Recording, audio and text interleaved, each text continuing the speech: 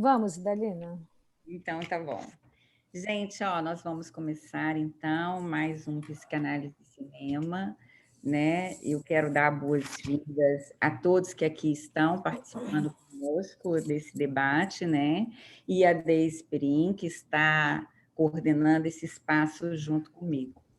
E para quem não conhece o Psicanálise Cinema, ele é um espaço novo, ele é recente, ele foi criado pela escola em 2020, né? Justamente nesse ano difícil, no meio de uma pandemia, e já estávamos vivendo em isolamento social. E assim, não à toa, o cinema, mais do que nunca, se tornou um grande bálsamo, né? Para todos nós que ficamos e ainda estamos, em parte, confinados em casa, né?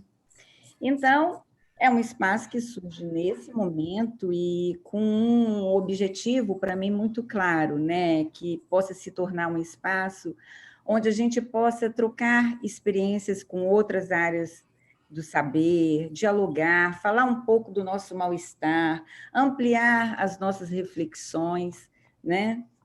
E aí nós começamos com um formato trazendo sempre convidados da psicanálise e de outras áreas do saber, especialmente a do cinema. Como foi um formato que funcionou muito bem esse ano, 2021, nós vamos continuar com esse formato. E hoje, então, nós temos aqui dois convidados do cinema muito especiais, que é o Filipe Pitanga, que é crítico, curador de cinema, e, gente, meu professor na Academia Internacional de Cinema, no curso de crítica de cinema, né? Eu tive a sorte de conhecê-lo, eu tive, assim, a felicidade de ser aluna dele, né? Quero agradecer a Ana Paula, porque foi uma dica, uma indicação que a Ana Paula me fez, então, muito obrigada, Ana Paula. E eu quero também, e vou apresentar agora, a Dani Barbosa, atriz hiper talentosa, professora, cineasta, e é a Darlene de Bacurau, a personagem trans do filme, né? Então, eu quero agradecer a presença de vocês aqui hoje, dizer que é uma honra muito grande tê-los na nossa escola.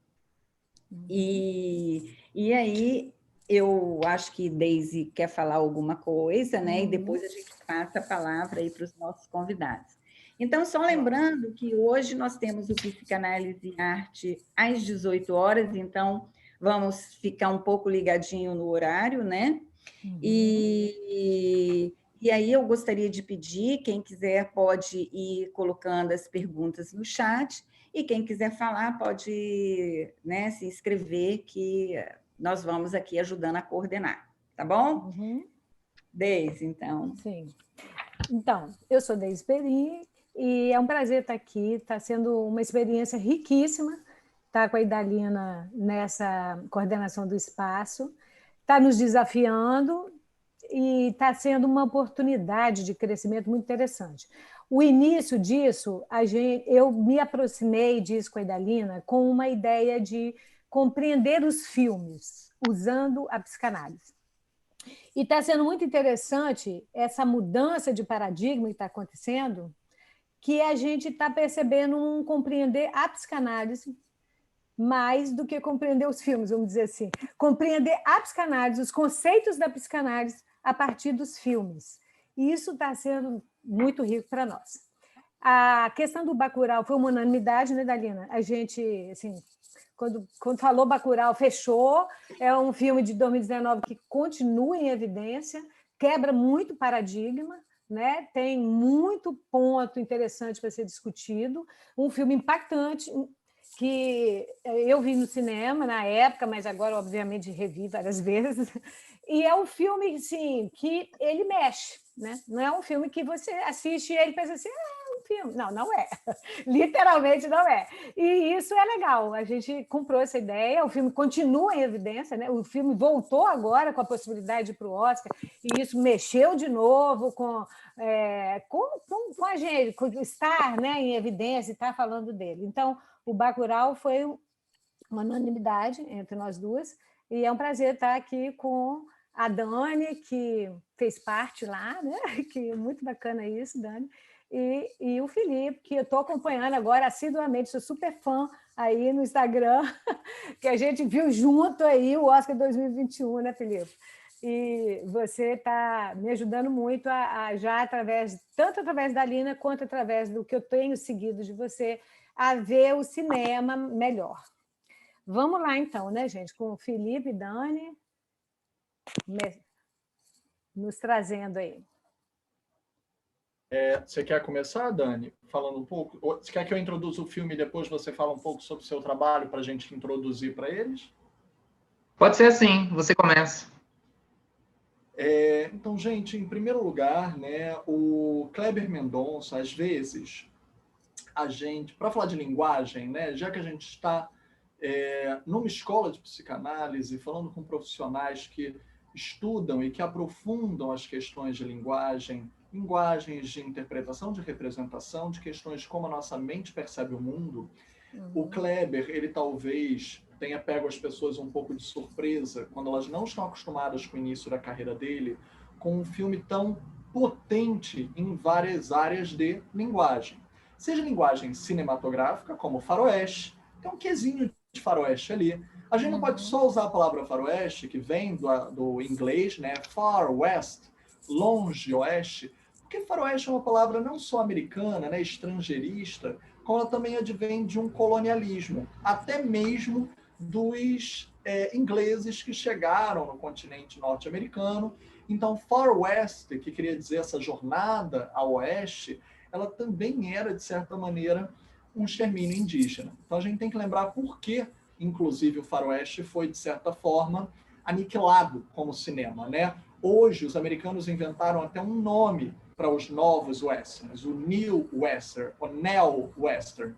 Por quê? Porque eles tiveram que matar o western. Eles tiveram que matar um gênero cinematográfico que era calcado em cima da colonização, que era calcado em cima do indígena ser o vilão, que era calcado em cima de, mesmo quando eles não eram os vilões, não era um problema eles serem exterminados no meio do filme. Então, esse tipo de narrativa, que era calcada principalmente num tipo de dominação, controle, subjugação do outro, ela tinha que acabar. Ela tem um fim. O filme que geralmente é considerado o último prego no caixão do faroeste é Os Imperdoáveis, do Clint Eastwood, que é um ótimo filme, por sinal, que de fato é. Tem até representação bem construída de personagem negro, que era raro nos filmes de faroeste, que é o Morgan Freeman no papel do filme, mas ainda assim ele é o último prego no caixão do faroeste. A partir de então nós vamos ter New Westerns. Para o Brasil, indiferente. Novos faroestes até chegam à modernidade, como a maioria pensa, onde os fracos não têm vez, dos irmãos Coen. Ponto. Nós temos o nosso próprio faroeste, que é o cinema de sertão. É o cangaço.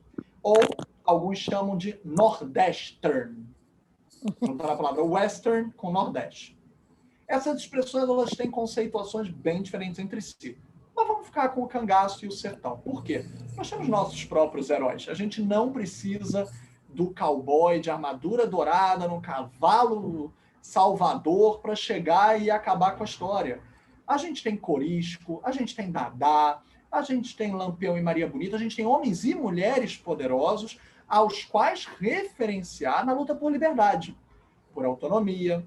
Hoje de manhã eu estava dando para meus alunos um momento do cinema brasileiro de estúdios pré-cinema novo, que tem um filme chamado O Cangaceiro, do Lima Barreto, que era da Vera Cruz. Quem tiver curiosidade tem no YouTube. O Cangaceiro foi um enorme sucesso. Foi vendido para o mundo inteiro. Se você olha, você pode... Se você não conhecesse nada do nosso cinema, você até poderia pensar, olha, cinema novo. Só que não. Por que o Cangaceiro não é cinema novo? Apesar de ele ter várias estéticas de planos gerais, abertos, bonitos, horizonte, aquelas silhuetas de cavalos no horizonte do nascer do sol, onde a gente vê um plano conjunto de vários corpos heróicos, esses cangaceiros ainda são vistos como vilões. Tanto que personagens que estão ali para demarcar território, até existem personagens cariocas que dizem, não, a gente veio do Rio de Janeiro para demarcar território, a gente quer fazer uma construção aqui, a gente não representa o mal. Então, gente, representam sim. No momento em que vocês querem demarcar território para construir algo vindo do Rio de Janeiro, num território que não é seu, não cabe a vocês decidir o que fazer desse território, principalmente se vocês passarem por cima da história que esse território condiz, porque ela fala sobre cultura, ela fala sobre identidade, ela fala sobre memória, e memória é crucial para a gente poder construir o que nós temos como território. Território é demarcado por memória. Nossas fronteiras, eu sempre repito, e Dalina então está cansada de me ouvir falar disso, não são apenas, Ana Paula também, não são apenas demarcadas por linhas imaginárias geográficas. A Constituição Federal prevê também uma delineação cultural de identidade. O que nos une não são apenas nossas semelhanças, mas também as nossas diferenças. São diferenças harmonizadas que se complementam e enriquecem um território nacional. Então, não é apenas porque uma cartografia diz que ali é um mapa que se delineia um fim e um princípio e um meio, que eis um país. Um país é muito mais complexo do que isso. Uma cidade é muito mais complexa do que isso. Um estado é muito mais complexo do que isso. Bacurau é muito mais complexo do que isso. Estou usando a camisa de Bacurau aqui em homenagem a Dani. Então, Bacurau não é só um lugar no mapa. Essa cena que inicia o Cangaceiro, em que pobres funcionários públicos do Rio de Janeiro só estão querendo demarcar um território, coitados, e que são vilanizados, são expulsos quase que à força pelos cangaceiros, na verdade, uma narrativa invertida. E por isso a Vera Cruz era até acusada de fazer certos filmes para estrangeiro ver. Eles faziam filmes para que fossem aceitos no estrangeiro, não sem mérito. Alguns méritos eles conseguiram, a gente deve reconhecê-los. Graças a Vera Cruz, nós recebemos a primeira indicação a uma atuação feminina no mundo, que foi para Ruth de Souza, indicada melhor atriz no Festival de Veneza por Sim a Moça. Que bom para Vera Cruz.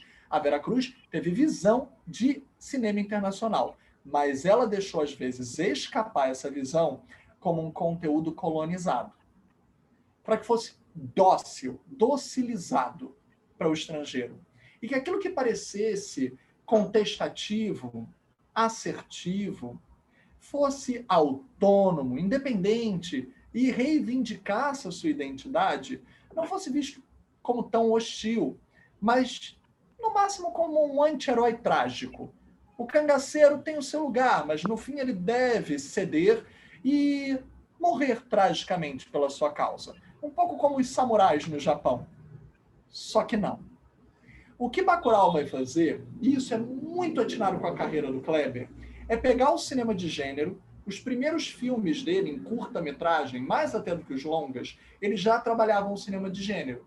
Nós temos A Menina do Algodão, que é, entre aspas, o nosso famoso mito da loura do banheiro, que nos Estados Unidos é a Blood Mary, e tem no mundo inteiro algum tipo de representação, que é quando você vai, alguém... Olha como nossa história ela é toda feita em cima de uma violência fundadora, né? Alguém mata uma jovem, na flor da idade, com todo o futuro pela frente. Esse espírito vaga por onde ele é morto, e as pessoas do futuro que tentam provocar esse espírito, evocando o espírito, olhando várias versões, mas a principal é olhar no espelho, e falar Maria Sangrenta, ou Maria do Algodão, 3 vezes, ou loira do banheiro, no espelho, e a fantasma apareceria para reivindicar seu nome. Então é engraçado como vários mitos que nós temos, ao mesmo tempo que eles nascem de uma história de... Engraçado, eu digo apenas ironizando. Não é engraçado. Nascem de um mito de abuso, de uma violência, para conseguir gerar uma identidade, para reivindicar o seu nome. O Kleber fez A Menina do Algodão, que é a loura do banheiro. Ele também fez o filme Vinil Verde, que era uma criança que desrespeitava as ordens de sua mãe para poder ter autonomia. A mãe dizia, não toque esse disco verde, menina. O filme é muito famoso. Quem nunca viu, altamente aconselho, o curta está no YouTube, é fantástico, por sinal. É eleito como o melhor curta-metragem da história pela lista de 100 maiores curtas pela Abracine, na frente até do curta que geralmente é lembrado como o maior curta brasileiro, Ilha das Flores. Não sei quem aqui reconhece, do Jorge Furtado. Ilha das Flores é muito lembrado. Vinil Verde é um filme mais recente, mais contemporâneo, mas eu altamente indico. E não podia tocar o disco verde. Se tocar o disco verde, coisas vão acontecer. ela toca o disco verde, evidente. Criança, quando ouve não, quer fazer sim. Vocês bem sabem. E, quer dizer, digo, as especializadas em psicologia infantil. Mas mesmo assim, digo, quando a gente, ou qualquer pessoa que tenha filho, qualquer pessoa que tenha sobrinho, neto, primo, sabe. E a gente sabe que a criança desobedece. Cada vez que ela desobedece e toca o disquinho verde, muitos desastres acontecem. É um sinônimo também um pouco, até mesmo com a mãe que diz para ela não fazê-lo. Tem um quê de Medeia aí, só que invertido, né? Que é a criança matar a mãe para poder ser autônoma. Matar a figura que lhe vem anterior, né? Para poder ser autônoma. Que é uma metáfora também. Bacurau vai pegar tudo isso, cinema de gênero, as pessoas dizem, mas tem cenas violentas em Bacurau, né? Bem, ela tem uma justificativa, ela tem uma explicação. Em primeiro lugar, como eu acabei de dizer, a loura do banheiro justifica que quando a gente fala sobre mitos fundadores, infelizmente, principalmente em países colonizados, nós ainda tendemos a ver nossos mitos fundadores em cima de uma forte violência. Em segundo lugar, e o direito à legítima defesa. Esse povo é acuado, ele não é apenas um território com uma demarcação de fronteira geográfica, como eu disse, cartográfica, é abstrata, é espiritual, é cultural. Eles têm vivências, diferenças bem delineadas, mas ao mesmo tempo eles vivem num ecossistema harmonizado, equilibrado. Vide a personagem da Dani, que é um excelente exemplo de como esse ecossistema se aperfeiçoa. Existe alguém na entrada da cidade, como se a cidade fosse um corpo, e dissesse, uma anomalia está entrando, tipo, nosso corpo vai ficar resfriado, a gente espirra. Nosso corpo vai ficar doente, a gente tem febre. Nós temos alguém na entrada que desperta as sinapses de toda a cidade e avisa, um mal está entrando na cidade. A cidade é tão bem organizada que ela é um corpo muito sistemático. Se algo errado entra pela boca, um veneno, algo ácido, a gente sente que é um desconforto, a gente vai reagir de acordo, a gente vai liberar sucos gástricos, ácidos, para tentar digerir aquilo. Então, quando ela interfona, quando ela liga para a cidade se protege. Se protege numa casca, se protege com seus representantes e não se deixa acuar. Ela, quando precisa sair, ela sai. E aí eu acho que também vem um outro significado muito grande no filme, né? O filme pode ter cenas violentas, o filme pode ter tanto um ataque, que é bastante colonizatório, ali por parte de norte-americanos, tem toda uma submetáfora também com o personagem de origem alemã, que é o Udo Kier, mas que ele próprio se diz, sou mais americano do que você, para o outro que nasceu depois que ele já era naturalizado norte-americano há mais tempo do que ele. É uma metáfora também da própria carreira do Kier, né, que tem uma carreira muito forte nos Estados Unidos, fazia videoclipes com a Madonna desde antes de alguns personagens ali nascerem, como Deeper and Deeper, para quem se lembra. E quando ou seja, já era ligado também a questões que a própria Madonna vai se atinar, questões LGBTQIA, de identidade, questões de sexualidade, em termos ligados à identidade. E eu acho que Bacurau também tem isso. Nós temos personagens que são inteiros, tridimensionais. Eles se dizem inteiros de várias formas. Seja pela sua função na cidade, ou seja, numa relação, seja na sua identidade própria, ou seja, eles têm autonomia, eles têm vivências próprias. A gente não pergunta, por exemplo, com quem a personagem da Dani é casada, mas ela meio ali que tem mais de uma pessoa amando ela. E tudo bem, ninguém vê um problema em ser um triângulo amoroso. Ninguém vê um problema não ser um casal, não ser uma forma binária de dizer só uma pessoa mais uma pessoa podem ser felizes.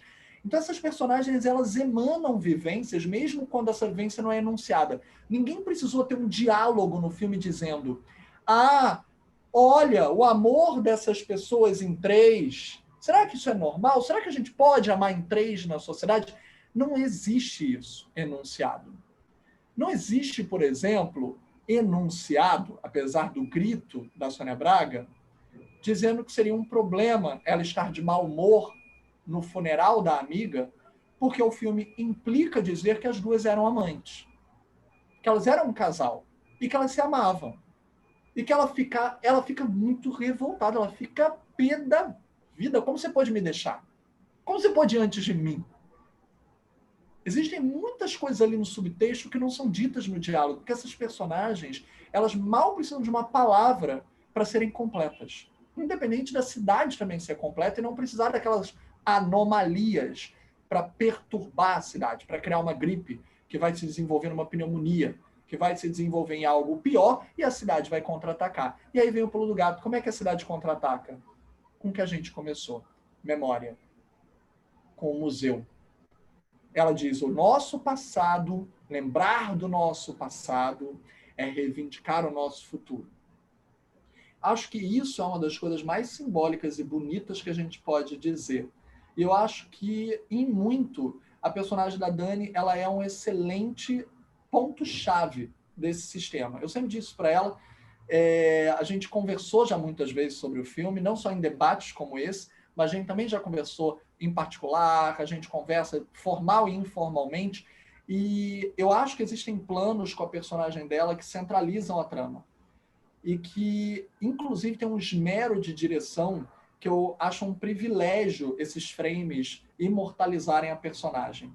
Como, por exemplo, na chegada na cidade, quando o caminhão passa quase que por trás da orelha dela, quase no ombro dela, que é um plano magistral, sensacional do Kleber. Aquilo dali é uma lente especial para distorcer a imagem e aproximar o objeto vindouro da personagem que está no primeiríssimo plano. Então, eu gostaria de ouvir a Dani também, porque em relação a toda essa construção, eu sei o quanto foi muito importante, até mesmo, sem querer me meter, Dani, mas também me metendo na nossa amizade com o Silvério, o Silvério próprio, seu Lunga, e a personagem dele ser tão potente, ser um cangaceiro como esse que a gente começou falando, mas ao mesmo tempo ele não ser o típico cangaceiro que a gente esperava, que era o cangaceiro heterotop, né, esquerdomacho, que é opressor. Muito pelo contrário, ele não é ali uma força opressora na cidade, ele tem uma coisa um pouco fluida de várias formas, não só fluida na construção, né, com as unhas pintadas, com o cabelo comprido, com a roupa, com vários traços ambivalentes de gênero, que passeiam por gêneros, mas também no comportamento com as outras personagens, a forma como ele pega nas outras personagens com intimidade, mas não uma intimidade sexual, uma intimidade carinhosa, não importa se são mulheres, se são homens, e ao tocar, o toque, eu vejo o quanto ele se familiariza, ou refamiliariza quando volta. E eu acho que o filme também faz uma declaração de que questões de gênero, de sexualidade, de sociedade, de vivências amorosas não binárias fazem parte da identidade, fazem parte da resistência.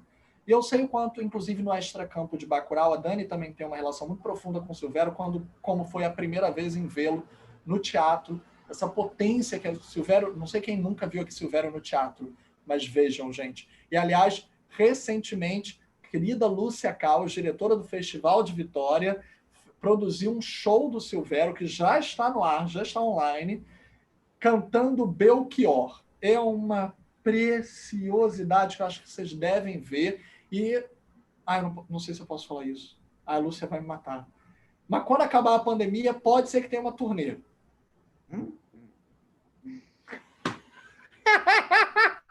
A Dani tá rindo. Vai lá, Dani, pega a palavra porque eu já estou falando demais, falei besteira. Meu Deus! Eu não sei o que ela vai falar a respeito disso, mas... Você sabe que sou eu e você que devemos estar lá atrás dele como dançarinos, né? Porque você, aquele back vocal que vai só abrir e fechar a boca, você vai estar com o leque assim, divina, dançando, então prepare-se. Então, boa tarde a todas, todos e todes. É uma satisfação imensa poder compartilhar esse momento aqui com vocês. E ouvir o Filipe, para mim, é sempre uma honra, é sempre uma aula mesmo, não digo isso. Vocês confirmam isso que eu estou dizendo.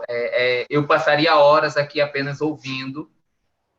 E quanto mais a gente ouve o Filipe falar de Bacurau, parece que ele está sempre trazendo um novo filme, porque é uma fonte inesgotável de conhecimentos que o Filipe tem e que o filme também proporciona, né?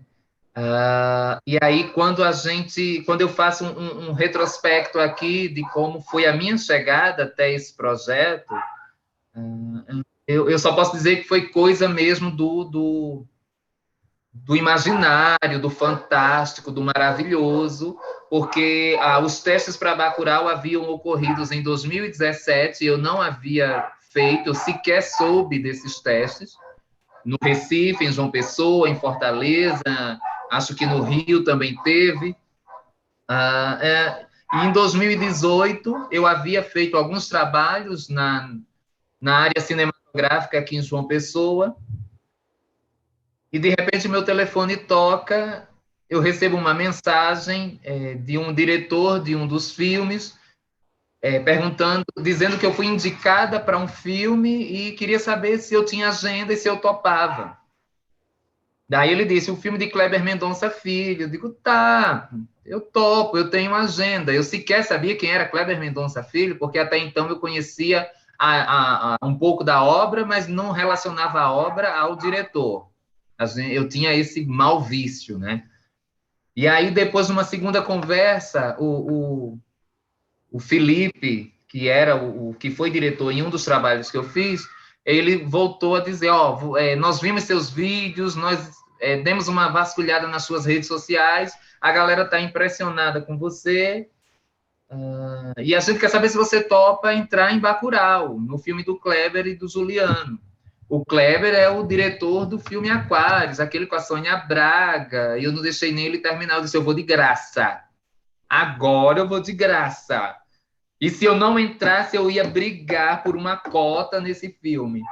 Então, por alguma obra do maravilhoso, do divino, eu fui convidada a compor, fazer parte do elenco de Bacurau. E quando eu recebi o roteiro, incrível é que o que descrevia a personagem Darlene era o fato de ela estar num ponto estratégico da cidade, um ponto muito importante, a entrada da cidade, ela ser proprietária de um bar numa localização estratégica e viver um relacionamento amoroso, afetivo, com dois homens, e eles formavam um trisal. Era isso que eu tinha de informação da personagem. O restante a gente foi conhecendo à medida que nós fomos... o elenco foi se encontrando nas preparações, a gente foi lendo o roteiro de modo compartilhado, e aí a gente foi entendendo a cada leitura que aquele processo ali de estar, de nós nos encontrarmos, era o processo mesmo de nós nos tornarmos um núcleo, de nós nos tornarmos vizinhos, colegas, confidentes, de nós nos entendermos um elemento integrante de um organismo, mas cada elemento, mesmo na sua individualidade, exercia uma função importante que refletia na atividade do outro.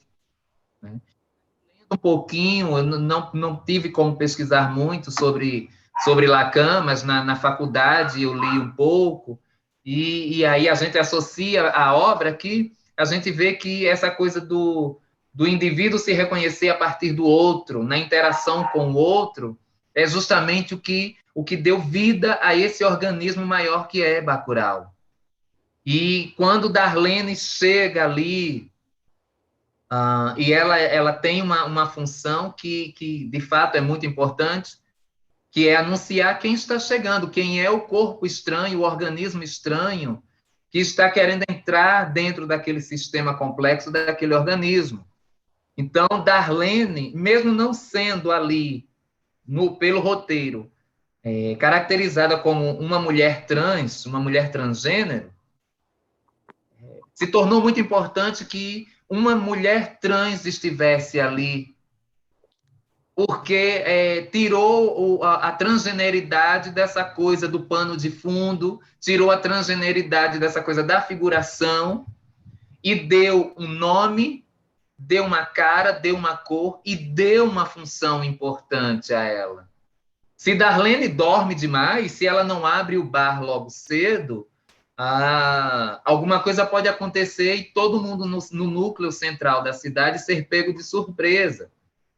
Quer dizer, se ela, enquanto ela está exercendo a função empreendedora de dona de bar, está na cozinha, um dos maridos está ali exercendo a função de sentinela, de olheiro, né?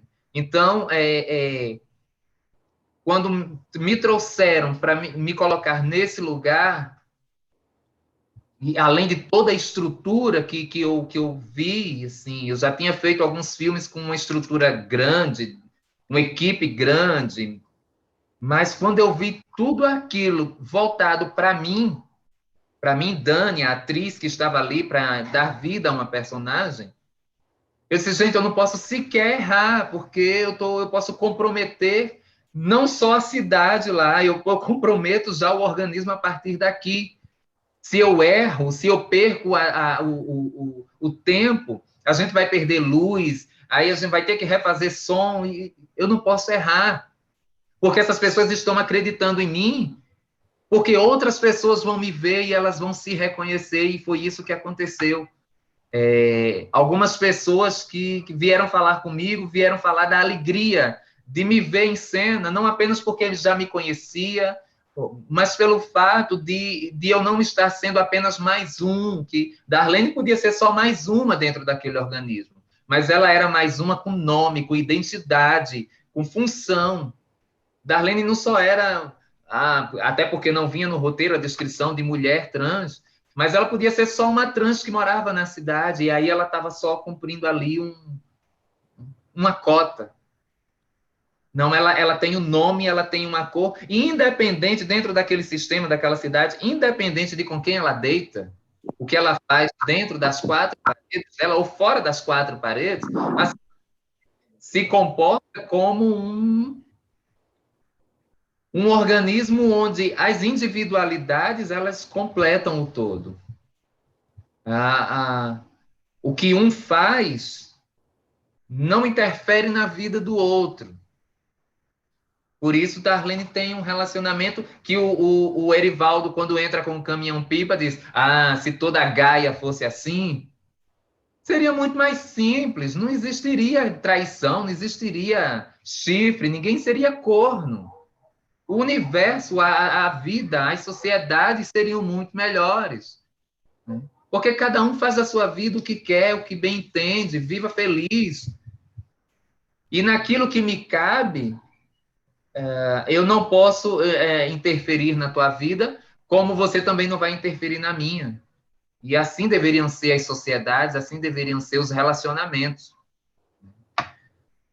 E Bacurau, além de ser uma reviravolta na minha vida, na minha carreira, né, porque me levou a Cannes, e saiu de lá premiado. Poder representar, mesmo que a personagem não se diga, mas poder representar esse público da sigla LGBTQIA, representar esse povo T, esse povo trans, esse povo transgênero, travesti, é muito importante, porque revela, entre outras coisas que o filme quer dizer, também diz o seguinte, gente, pessoas trans também são pessoas. Vamos parar de matar, vamos parar de demonizar, vamos parar de achar que só serve para ser um animal da noite, como é o bacurau, a ave, é um pássaro, uma ave noturna. Vamos parar de achar que mulheres travestis, transexuais, são pessoas que só servem para sair de casa à noite. Eles não são bichos noturnos, são pessoas, e pessoas vivem manhã, tarde, noite, madrugada. Então, entre outras coisas que Bacurau traz, entre outras mensagens, essa é mais uma. Darlene poderia estar na Caravana da Alegria, que é aquele container erótico que funciona como prostíbulo. Mas se colocar Darlene ali, seria mais do mesmo. E o filme diz, não, a gente não vai mostrar mais do mesmo, porque a gente vai mostrar que existem possibilidades dentro de uma sociedade de as pessoas trans terem suas funções, terem funções diferentes daquilo que se acostumou a pregar e achar que elas deveriam seguir, né? É isso, e para mim, enquanto atriz, é uma honra, é um privilégio ainda hoje poder falar de Bacurau, e eu acho que, pela força da obra, a gente ainda vai ouvir muito falar de Bacurau, independente de não ter ido para o Oscar, de ter gerado aquele burburinho, de quase ter ido, uma pena que não foi, né? Mas depois de tantos anos, ganhou o prêmio do júri em Cannes. Isso já representa uma força muito grande, e eu me sinto muito honrado em ter sido escolhida pelo Kleber e pelo Juliano, e pela equipe toda, pelo Marcelo Caetano, que era o produtor de elenco, né? O Felipe Fernandes, o Tripa, que era quem me conhecia de um trabalho anterior, e disse assim, vamos aqui nas redes sociais dela, eu sigo, eu acompanho, vocês vão ver, já ter aqui uma ideia de quem é a Dani que a gente está falando. Então, Bacurau é tudo isso que o filme fala, e ainda promoveu um reencontro meu. Eu tinha conhecido o Silvério em 2015, numa apresentação no teatro aqui na cidade, da peça BR Trans. Quem não viu, veja. Veja, claro que remotamente. Vai ter uma mostra aqui em João Pessoa, que BR Trans é o espetáculo de abertura, uma mostra que envolve de direitos humanos. E aí eu encontrei o Silvério, conheci o Silvério em 2015, por conta desse encontro. A minha cidade, um pequeno núcleo de artistas aqui da minha cidade, que insistia em não me reconhecer como artista de teatro, insistia em dizer que o meu lugar não era ali, porque por eu ser assim, era como se eu fosse um personagem dentro e fora dos palcos, eu só podia ser personagem no palco. Então, a partir da chegada do Silvério aqui, da passagem dele por aqui, esse pequeno grupo aí entendeu que eu também poderia ocupar aquele espaço. E aí, em 2018, a gente se reencontra no set de Bacurau, com uma personagem que também foge dos estereótipos, foge do padrão. E isso também me deixou muito importante. É um novo olhar sobre o herói. Fiquei muito feliz também por conta disso. E voltando a Darlene, a questão de ângulos de câmera, esse ângulo que o Felipe falou, eu pesquisei, ele se chama split D ou split diopter, que é essa coisa que tem uma imagem em primeiríssimo plano e uma coisa mais ao fundo, captadas no mesmo quadro. E esse foi um dos quadros que eu fui privilegiada.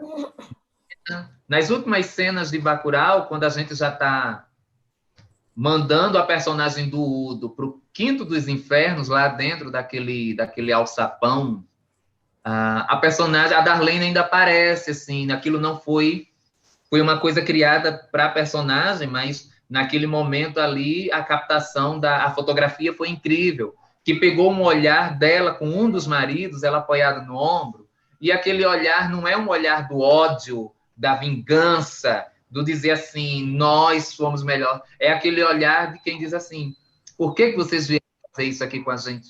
Por que vocês insistem em querer nos ocultar, em querer nos matar, em querer nos exterminar? A gente não queria fazer isso, mas vocês nos obrigaram. Então, eu fui premiada com alguns takes, assim, que a personagem aparece, e aparece com destaque, aparece com verdade. Então, até isso, a fotografia e o Juliano e o Kleber também me favoreceram. Como favoreceu a todo o elenco, assim, não tem uma cena que foi melhor, uma cena... Todo mundo ali naquele set, todas as personagens, elas foram colocadas num ponto de equilíbrio, onde todas são importantes, todas deveriam aparecer. Principalmente o elenco de apoio, que eram os próprios moradores do lugar, que foi outro encantamento maravilhoso de nós podermos interagir com aquela galera, que tem a sua cultura, que tem o seu passado, que tem as suas histórias, e a gente ouvindo, conversando, se fosse numa mesa de bar, fosse numa calçada, nós convivemos na cidade, então a gente pôde trocar muitas ideias com essa galera, e isso a gente trouxe para o filme, a gente trouxe para a construção das personagens, né? E tanto o elenco principal, quanto esse elenco secundário, que não é secundário, é elenco, todo mundo foi tratado num ponto de equilíbrio para que uma ideia se tornasse clara. Não é o indivíduo aqui que importa, é o coletivo. É essa interação que vai transformar o protagonismo não de um ou de outro, mas de todos. E aí a personagem, o protagonismo dessa história é a própria cidade. Porque nós fomos conviver lá como se nós fôssemos daquela cidade. E isso foi muito importante. Pronto, parei, gente, porque senão acaba o tempo da, né? Sim. Olha só, muitas questões aqui no chat, eu não estou conseguindo, para mim, eu só estou conseguindo ver um pouco aqui. Não, eu estou olhando aqui, mas não tem nenhuma ainda questão. As pessoas estão fazendo só comentários sobre as falas. Sim, Comentário. Dani, fala muito potente, maravilhosa. Obrigada, Filipe, né? Alguns agradecimentos, né? Mas para mim, não estou conseguindo aqui ver tudo. Fique tranquila. Dalina, eu queria aproveitar e falar já alguma coisa a partir da fala da Dani, porque não tem coincidência, né, no mundo, né? E o que ela trouxe sobre essa questão do outro e como que a gente se constitui a partir do outro, como a gente se reconhece a partir do outro, assim, veio casar com as minhas reflexões, assim, com o que me chamou mais atenção no filme. Foi uma grata surpresa ouvir a Dani falando isso. E ela ainda trouxe aquela questão, assim, que o filme tem uma cena que nos chamou muita atenção, né, Dalina, daquela onde a moça no bar, a sulista, fala: quem nasce Bacurau é o quê? E aí o menininho fala: é gente. E o pessoal LGBT também é gente. Então, quando a Dani traz isso, para mim foi um impacto muito forte. Eu queria aproveitar essa fala da Dani e ir para aquela cena, gente. Aquela cena onde os sulistas acabaram de matar os dois que estavam na estrada. Eles voltam para onde estão reunidos os estrangeiros e eles acabam numa reunião. Aquela cena, ela me tomou de uma tal forma que eu fiquei só pensando nisso, sem parar. Assim. E aí eu desenvolvi algo, assim, a partir disso, da minha mente, associei com coisas. A partir daquela conversa em que tem um momento em que a coisa passa por mim, vem do filme, vem para mim, e eu volto para o filme, sabe? Vejo nos personagens e vejo em mim uma sensação de estranhamento, que, para mim, me remeteu ao texto de Freud, do que se chama inicialmente em português O Estranho, e ultimamente tem sido mais como o infamiliar. O que eu senti ali nesse reconhecimento do outro que a Dani colocou? Ali, naquela cena, tem uma hora em que eles ficam muito incomodados, os estrangeiros ficam incomodados com os brasileiros que mataram brasileiros, os seus amigos. Eles começam a perguntar sobre isso. Mas ali me chama a atenção um ponto em que eles ficam incomodados com o que eles veem no brasileiro e que eles se veem ali. Eles se veem ali, e para mim me parece um grande incômodo de se ver ali onde eles rejeitam, onde eles negam. Para eles, eles não são iguais. Eles são brancos? Não, eles não são brancos.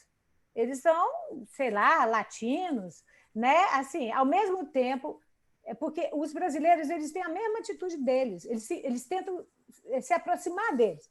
E os estrangeiros tentam empurrá-los para longe. Não, vocês não são como nós, vocês não são brancos, vocês mataram quem tinha que matar a gente. Então, ali me remeteu essa coisa da inquietante estranheza, do familiar, e que me causa horror, sabe? Do estrangeiro ver aqueles sulistas que se julgam muito mais iguais aos estrangeiros do que os brasileiros do Nordeste, eles verem ali aqueles sulistas e sentir um horror por aqueles sulistas se identificarem com eles e rejeitarem essa identificação, e chega no auge assim, é uma matança ali, né? Assim, subitamente. Isso me impactou muito. E eu queria, quando a Dani trouxe essa coisa de se reconhecer, me encadeou assim, todo esse raciocínio que eu vinha, que não é só raciocínio, né? É uma coisa que toca, né? Me senti tocada por essa cena, essa questão também dos imigrantes, aqui no Espírito Santo é fortíssimo. Eu sou descendente de italiano, e toda essa história vem à tona ali, onde a gente também se acha diferente, e nesse diferente que não é tão diferente assim, toda essa inquietante estranheza me provocou muito. Aliás, o filme ele me provocou muito nesse sentido do estranhamento, porque o filme ele faz uma quebra muito grande, né? A forma que a estética dele, né? E você sai de lá meio assim mesmo, até durante o filme. Então, essa é a questão que eu queria trazer, para compartilhar com vocês. Dalina? Quer falar um pouquinho, Dani, sobre isso, o Filipe, que ela trouxe? Não tem muito o que dizer, porque a fala da Daisy foi muito direta, assim. O que rola ali naquele momento das personagens, dos forasteiros, do Antônio Saboia e da Karine Telles, maravilhosos, é justamente isso, é o brasileiro que não se reconhece no seu lugar, na sua brasilidade, né? Que valoriza muito aquilo que vem de fora e é nato, que é autêntico, para eles, para aquelas personagens, vale menos. Uhum. Então, assim, agora me vem uma coisa que se eu fosse criar um novo roteiro de Bacurau, de repente aquela conversa não seria mais no bar dentro da cidade, de repente seria no bar da Darlene. Né? E como eles olhariam para a Darlene? Né? Além de perguntar quem nasce aqui é o quê? Né? Além de perguntar isso, eles iriam olhar que era um casal de 3. E que pensamentos e que atitudes eles não poderiam tomar diante de uma situação como essa? Né? Chegaram na cidade, a cidade inteira parou, porque a cidade já sabia que tinha 2 elementos ali que não eram reconhecíveis. E aí entraram no bar, porque eles tinham uma missão a cumprir, que era colocar um desestabilizador via satélite. A presença da cidade ali, quando eles dizem, a gente virou atração, a presença da cidade intimidou, mas de repente, se eu fosse escrever um novo Bacurau, eles iriam parar no bar da Darlene. E de repente, Darlene não seguiria mais na história, porque eles, além de ter essa coisa de não enxergar o outro, né, de não ter essa colocação subjetiva, essa empatia, né, ainda ia ter aquela coisa, é uma puta, é uma travesti, é qualquer coisa. Então, se a gente apaga, ninguém sente falta. Né? Se a gente fosse um novo roteiro. Mas eu fico feliz de ter falado, porque eu não poderia também chegar aqui sem ter feito uma pesquisa antes para entender um pouco mais sobre o Lacan e que essa fala tenha aí convergido mesmo, combinado com o pensamento da Daisy. Legal. A Vera está pedindo também para falar, Dalina. Então... Só para lembrar uma coisa rápida, gente. Fala, a Dani falou, se o roteiro fosse meu, se tivesse uma outra cena, mas vai ter, gente. Pode deixar, pode acreditar, porque o próprio Kleber sempre fala que quer fazer a continuação, um filme, um derivado focado no Lunga.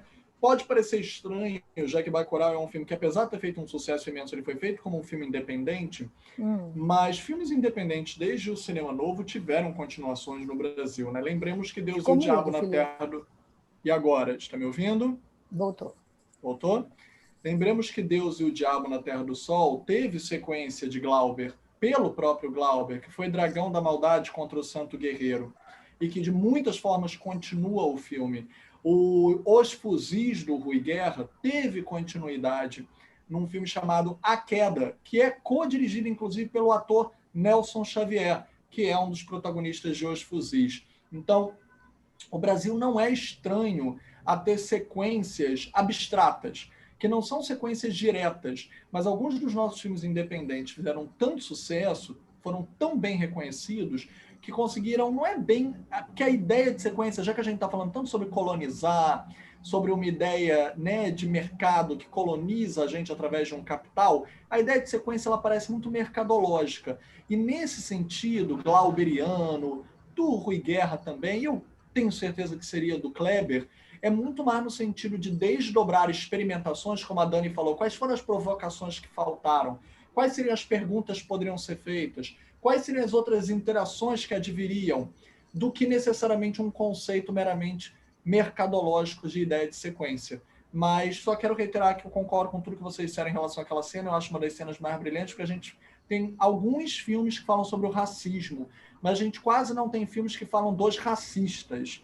E ainda mais, reconhecer o racista a partir da branquitude, que é uma coisa que quase não se reconhece, não só no audiovisual, mas nas artes em geral. Nós não temos artes que a nossa branquitude se auto-reconheça como branquitude. Tipo Descartes, sou branco, portanto, tenho uma estrutura racista nas minhas costas. Ninguém para e pensa assim. Ninguém reconhece e diz, ai, que pena que esse mundo é racista. Sempre coloca no outro, no externo. Ai, que pena que esse mundo é racista. Ai, tem tanta gente racista, né? Tem tanta gente homofóbica, tem tanta gente intolerante lá fora, e ninguém reconhece que a ideia de raça, até mesmo em termos de a constituição própria da nação, né, ela é muito construída a partir de uma negação, né? Existe um status quo de um privilégio que é dado a uma porcentagem que a gente sabe hoje que é menor, a porcentagem negra, parda, é superior à parcela branca da sociedade, e ainda assim existe um pensamento de um predomínio, de uma hegemonia, que comanda esse percentual menor, como se tivesse esse direito de nascença. Eu vou passar a palavra para vocês, que vocês disseram que tinham colocações. Enquanto vocês estarão colocando as novas colocações, eu vou trazer aqui um link de um texto muito bom mesmo, sobre audiovisual, mas eu acho que vai interessar a vocês. Depois eu passo para a Dani também no Zap, se ela quiser, que é um texto de uma amiga, a Viviane Pistache, para o site Geledez, que é um site especializado em questões negras, né, no audiovisual e cultura em geral. E a Vivi, ela fez um texto maravilhoso de debate sobre a diferença entre o cinema de herdeiros, que é um cinema branco no Brasil, sempre foi, sempre se achou garantido de nascença, e um cinema de ancestralidade. E ela dá um exemplo a partir da família do Antônio Pitanga, que apesar de existir filhos Pitanga, o Rocco Pitanga, Camila Pitanga, eu sei que eu também me chamo Pitanga, mas lembremos, o Antônio se chama Sampaio. Pitanga é o nome de um personagem, a personagem mais famosa da carreira dele, que ele adotou, e aí passou a ser uma identidade. E os filhos, porque foram para a carreira artística, adotaram o nome artístico para ficar com o mesmo nome do pai. Então, ela faz uma excelente analogia sobre como esse cinema sempre foi dado... obrigado, está aqui o texto. Eu ia pegar enquanto vocês estivessem. Sempre foi dado às pessoas brancas, e as pessoas negras, aos olhares opositivos, as mulheres também, quantas mulheres foram invisibilizadas, principalmente em funções criativas na história. Lembremos que Dani agora também é diretora cineasta, não só de filmes já realizados, como projetos por vir.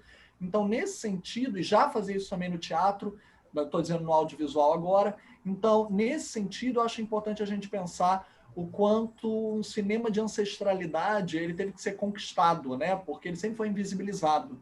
E aí é interessante a analogia, a metáfora com o sobrenome Pitanga ser o nome de uma personagem que ele adota, ele se torna um homem de cinema, ele se torna uma persona de cinema, e aí ele consegue, né, com os filhos dele, assumindo o nome artístico também, ter uma ancestralidade passada adiante que não lhes seria nata pelos privilégios que nós temos em sociedade.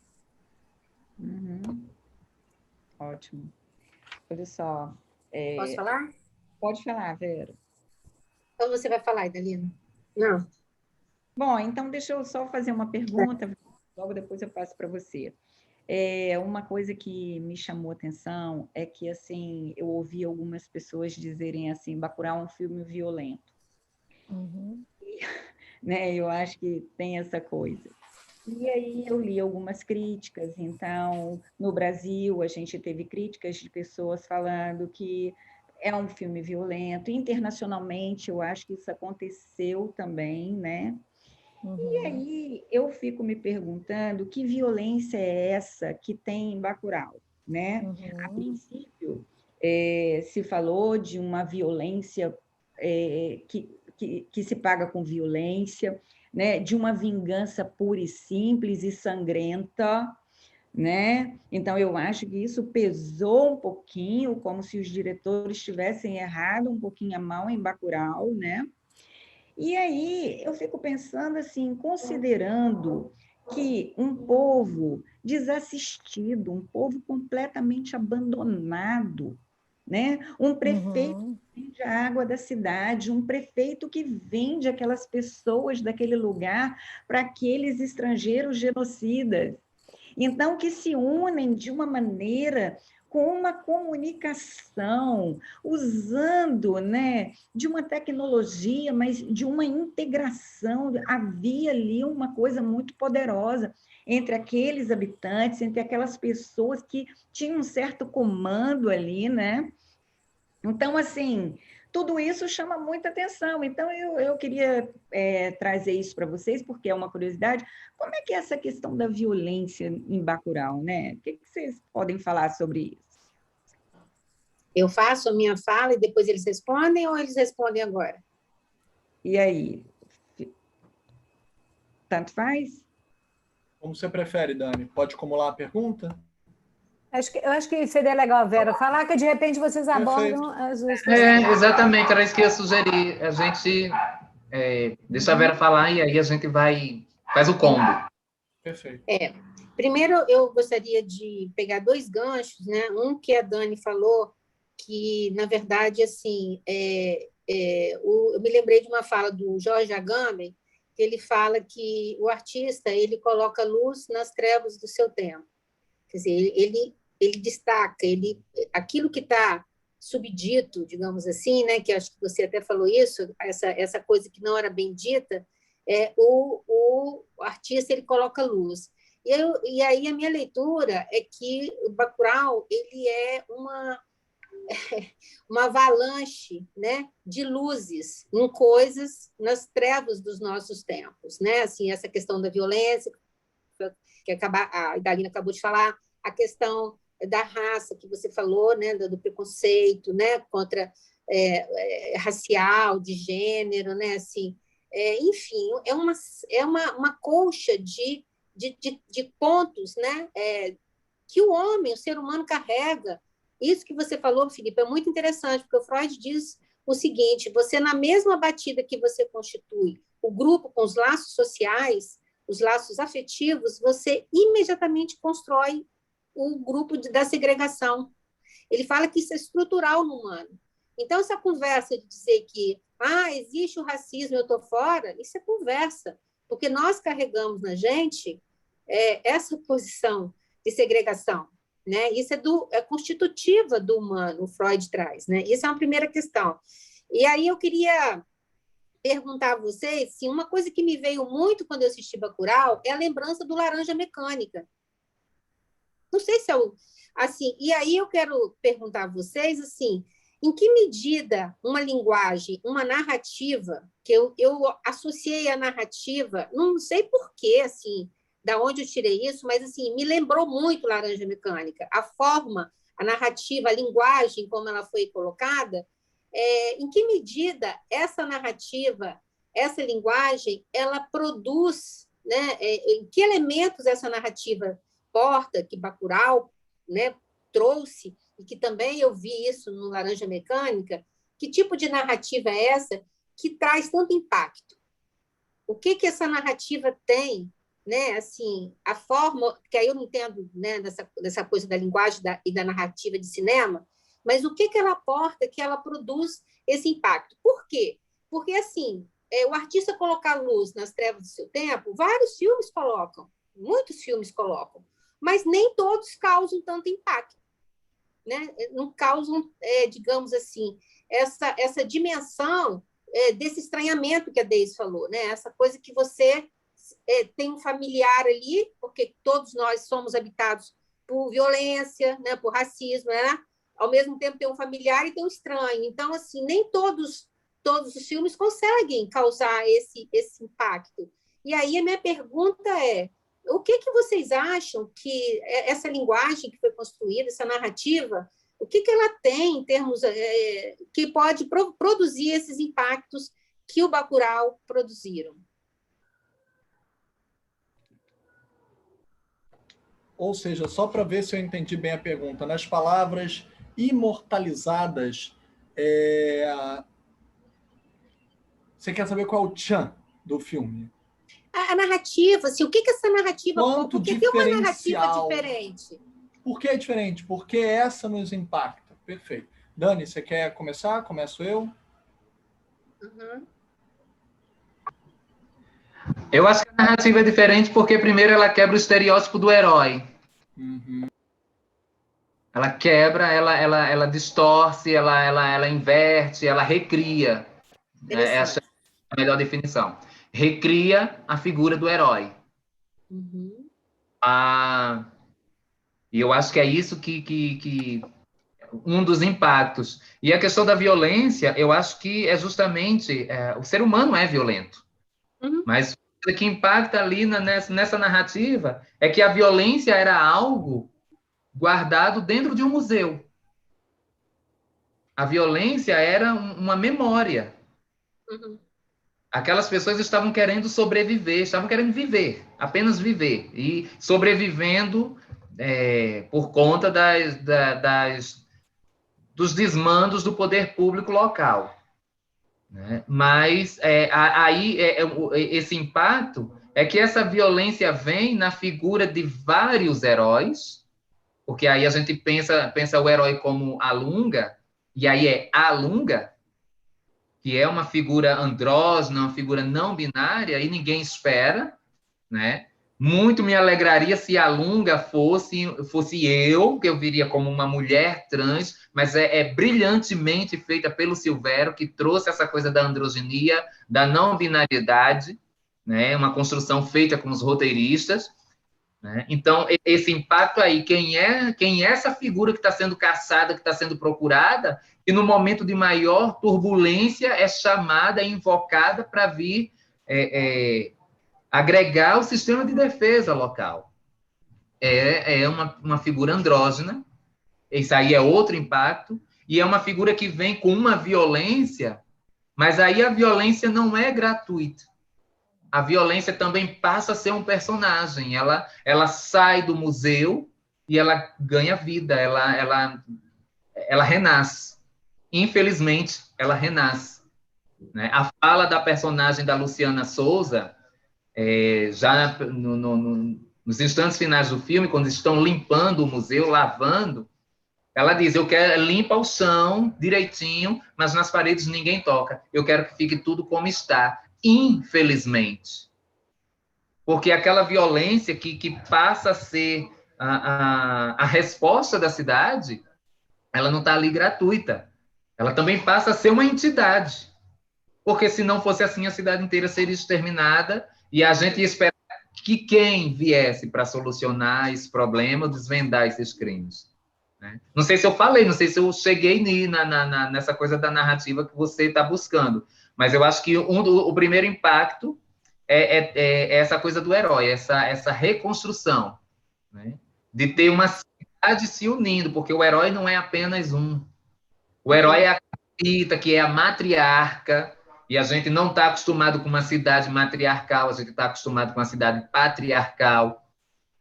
Outra coisa de impacto é ter brasileiro dizendo assim, mas a gente não mata os nossos, a gente mata os outros, os que nós consideramos diferentes. E isso dá esse outro choque na narrativa, né? E depois a chegada de Lunga, que as primeiras imagens no museu remetem ao cangaço, e o cangaceiro é uma figura andrógena. Eu acho que isso é um dos pontos que eu posso citar como trazendo essa força para a narrativa. Uhum. Uhum. Sim. Eu queria corresponder primeiro à Idalina sobre a questão da violência.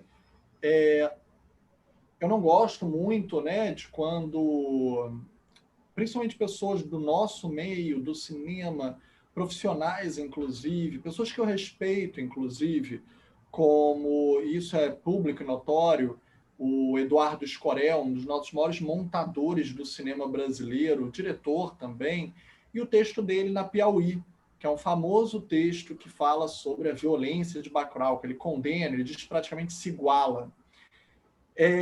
Que aí se igualaria perpetradores da anomalia que começa o filme. Em primeiro lugar, lembremos que, para além de crítico, eu também sou advogado. E dentro do direito, lembremos que o dolo, um crime, quando é cometido com dolo, ele é cometido com intenção. É pior do que culpa. Com culpa, você pode ter sido negligente, pode ter cometido uma imperícia. Mas o dolo, ele é intencional. Um homicídio doloso tem uma pena maior do que um homicídio culposo. O dolo é sinônimo de intenção. Os americanos vieram aqui com uma intenção. Essa intenção tem várias questões. Tem a questão que a gente já falou, colonizadora, de querer o nosso território, querer nossos recursos. Tem a função de extermínio, que não é só a colonizadora do território, é a da intolerância, é a do racismo, é a do preconceito, de classe, de gênero, de raça, de sexualidade, de várias coisas. Porque eles não pestanejam em pensar em eliminar e erradicar aquela cidade. E lembremos, eu gosto muito dessa frase do Paulo Freire, né? Eu sempre repito ela porque eu acho que ela é importante ser lembrada. Tudo que a gente faz na vida é ideológico. A questão não é se é ideológico ou não, é se a sua ideologia é inclusiva ou excludente. Se a sua ideologia for excludente, não existe conversa, porque você apenas pensa em eliminar, em excluir, como dialogar com aquilo que quer eliminar a sua existência. É muito difícil. Se não houver nenhuma vírgula de concessão de diálogo, não existe diálogo. E aqueles estrangeiros, eles querem eliminar a existência daquelas pessoas. Em segundo lugar, a intenção de quem se defende, não é a intenção de um homicídio. Tanto que nós temos dispositivos na lei para isso, que é a legítima defesa. A intenção é outra. Bacurau não se arma e vai lá atrás dos estrangeiros dormindo e faz assim, ó, pá, pá, pá, neles dormindo. Ah, não, eles iam nos atacar na manhã seguinte, então a gente preferiu matar eles dormindo mesmo. Existe uma provocação, existe uma reação. E eu gosto que não são só os cidadãos que pegam as armas, né? A própria cidade reage como um espírito abstrato. Existem as plantas onde eles se cortam e as plantas têm alucinógenos, então a cidade reage. Alucinógenos que eles tomam como se fosse um ato de coragem, quase como se fosse uma ayahuasca, como se fosse uma sublimação das dores para poderem se entregar à batalha. Tem uma questão ali também muito forte da espiritualidade. Os estrangeiros não estavam preparados para isso. Quando eles se cortam na planta, ele começa a ter uma alucinação. E o que ele enxerga? Ele enxerga a ancestralidade que nós estávamos falando, que é a Lia de Itamaracá. E aí tem outras questões várias que a gente pode corresponder com isso, que o filme agrega inúmeras simbologias no seu elenco. A própria Luciana, como a Dani falou, lembremos que a Luciana ela é uma pedra fundamental de um bando de Olodum do teatro na Bahia, de uma tradição das artes baianas, que gerou, inclusive, nomes de renome, como Lázaro Ramos, como Valdinéia Soriano. Então, cada pessoa que está ali, cada atriz, cada ator, representa uma escola de cinema, representa uma escola de artes, de teatro, representa um território como a Bahia, Paraíba, Pernambuco, foi filmado no Rio Grande do Norte. Tem tantas representações ali que, quando a gente fala em legítima defesa é da cultura, da sociedade, do indivíduo, da identidade, da sociedade, de um coletivo. A intenção é muito diferente. De puxar o gatilho para defender tudo isso e simplesmente chegar aqui e querer exterminar uma existência. Então, eu não consigo admitir o argumento do Eduardo Escorel, mesmo respeitando ele. Eu acho um argumento pobre, inclusive de linguagem cinematográfica. Porque se ele está vendo apenas pelo faroeste, como se aquilo fosse um duelo ao pôr do sol, ele também está enganado. Então, estou dando um exemplo a partir de um texto bastante popular que fala sobre essa violência. Ele não foi o único, tá? Mas também tiveram tantos outros que discordam dele. Respondendo a Vera rapidamente, eu acho que parte do que eu falei já fala sobre alguma linguagem. Para o cinéfilo, para a cinefilia, tem várias coisas ali que são um diferencial. Decolonizar o faroeste com o sertão, com o cangaço. Tem várias referências e homenagens que a cinefilia ama. Tem trilha sonora de John Carpenter. Tem uma trilha sonora maravilhosa que vai de Gal Costa, que começa falando sobre alienígenas, né? A música inicial vem do espaço, fala sobre essa coisa intergaláctica cósmica, e a gente tem OVNIs no meio do filme. Então, tem estranhamentos, acho que você própria falou, É tão estranho que a gente se conecta ao filme, mas é porque o filme usa dos estranhamentos para primeiro te provocar. Ele te quebra as suas expectativas. Porque ele usa desses estranhamentos. O OVNI, as plantas que alucinam, né? Os alucinógenos, que tem um lado positivo e um lado negativo, depende de quem saiba usar, que nem a ayahuasca. Tem a questão da ação, que tem várias experimentações de linguagem ali, né? A visão noturna, a caçada, pessoas que morrem injustamente. O troco, quando é dado, também costuma despertar um ânimo na plateia muito grande, que principalmente começa na cena, né, do primeiro retorno, né? E é bem curioso que a Dani falou da personagem das prostitutas, né, digamos, que é a atriz Ingrid Trigueiro, ali naquele momento, e o Carlos Francisco, estão nus. Eles são totalmente vulneráveis, como vieram ao mundo. E você pensa, acabou para eles. E eles têm uma potência. Eles não são tolos. Eles não são vulneráveis, como você pensa. Porque o direito de resposta deles não é só ter uma arma em casa. É conhecer o terreno deles melhor do que ninguém. É conhecer as plantas deles, é conhecer o terreno, o barulho, os sons. Tanto que eles preveem, eles antecipam que iam ser atacados. Não é porque eles são nus, não é porque eles são vulneráveis, não é porque eles são indefesos, não é por idade, por gênero, por nada. É porque eles conhecem aquela terra melhor do que ninguém.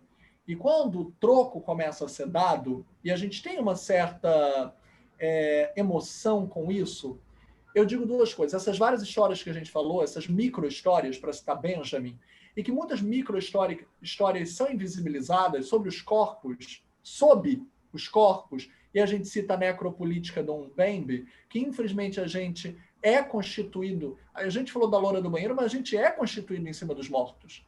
E a gente se apropria, a gente pilha o que os mortos deixam, muitas vezes sem respeito. Eu não estou falando apenas tipo Antígona, sobre velar os nossos mortos. Nossa, mas eu estava pensando sobre se apropriar da herança do que é deixado e até não reconhecer de onde veio. Isso. E os cidadãos de Bacurau reconhecem de onde veio, até daqueles que cuspiram na cara da cidade. Eles respeitam até aqueles que viraram contra eles. Porque é uma perda, é uma parte desse organismo, enquanto os outros não respeitavam. E aí tem um lance que eu acho que foi uma catarse maior, que o Kleber é muito genial nesse sentido, né?